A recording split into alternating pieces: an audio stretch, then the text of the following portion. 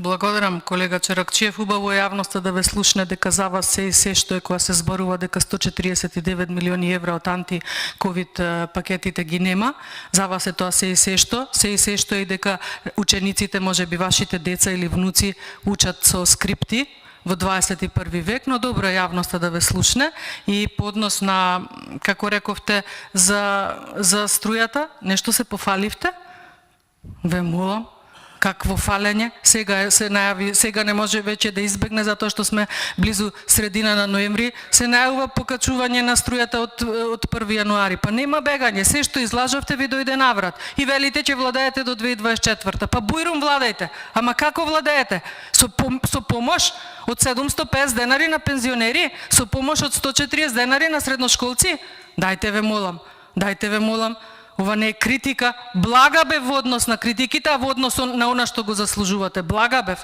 Верувајте дека бев блага. Крајно сте несериозни, уште овдека сакате што побрзо да помине, помалку време да потрошите, да не слушате како ве критикуваме. Ма вие сте за осуда. И во која институција и кого да пријавам? Во која институција? Па се во круг е завртено. Кој вас ќе ве гони? Дајте ве молам, сите институции ги узурпиравте, а заради тоа критикувавте едно време. Продолживте и дупло, и тродупло, и четвородупло. Како не ви е срам? Во која институција и кого да пријавам?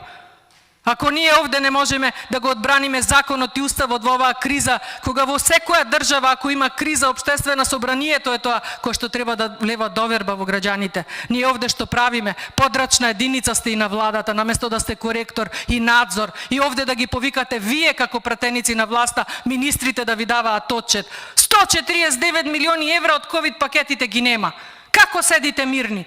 Како? Што ќе им кажете на оние? Па знаете колку жртви имавме во ковидот. Општа криза беше, светска криза беше. Кажете ми една држава која што имаше толку жртви како Македонија. Дајте ве молам, немојте да ги релативизирате работите и да кажувате дека само Украина и војната во Украина е виновна. Па вие сте неспособни овде еден буџет да донесете. Од 3,2 милиарди започнавте во 2018, сега 5,2-3 милиарди евра. Бе како не ви е срам? Кај ви се капиталните инвестиции? Секоја една држава која што размислува за својот народ, ќе вложува, ќе инвестира во капитални инвестиции. Едно метро автопат немате изградено, една болница. Па премиерот вчера ќе кажува системот не функционира. Па кој го одржува системот? Кој го одржува системот, да ве прашам? Опозиција или власт? Или премиерот е виновен за системот? И дајте не разжестувајте темата и немојте да провоцирате. Заслужувате многу повеќе критики. Осуда заслужувате, затоа избегнувате избори. Затоа што знаете каква осуда ви следува на следни избори, кога и да се случат. Благодарам.